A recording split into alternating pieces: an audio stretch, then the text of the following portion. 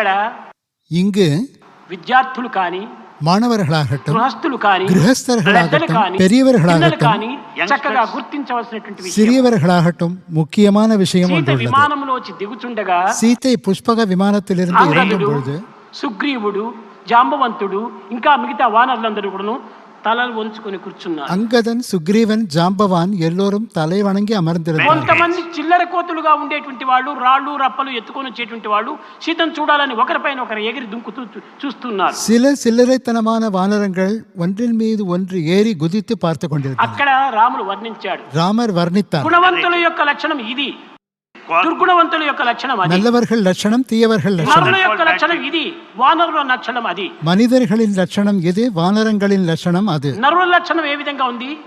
పెద్దలను చూచేటప్పటికి శిరస్సు ఉంచుకున్నారు. மனிதர்கள் பார்த்ததும் தலையை குனிந்து கொண்டனர். ఆమె సాక్షాత్ లక్ష్మీదేవి, அவள் சாக்ஷாத் லக்ஷ்மி தேவி, ఆమె శ్రీరాముని యొక్క పత్ని. ஸ்ரீராமரின் பத்தினி. ఆమెను కన్నులెత్తి చూడకూడదు. ஏறெடுத்தும் பார்க்க கூடாது. లక్ష్మణుడు కూడా తల వంచుకున్నాడు. லக்ஷ்மணனும் தலையை குனிந்து கொண்டார். లక్ష్మణుడు కూడా 10 నెలలు 10 సంవత్సరాలు ఉండినప్పటికీ ఆమెను ఒక్కనాడైనా చూచినవాడు కాదు. 10 வருடங்களில் ஒரு நாளும் ஏறெடுத்து பார்க்கவில்லை. కనుకనే చూపులలోనే ఉంటున్నది మేపుడు. பார்வையிலேயே நயவஞ்சகம் இருக்கிறது. ఆ చూపులు అంత విషమైనటువంటివిగా ఉంటున్నాయి.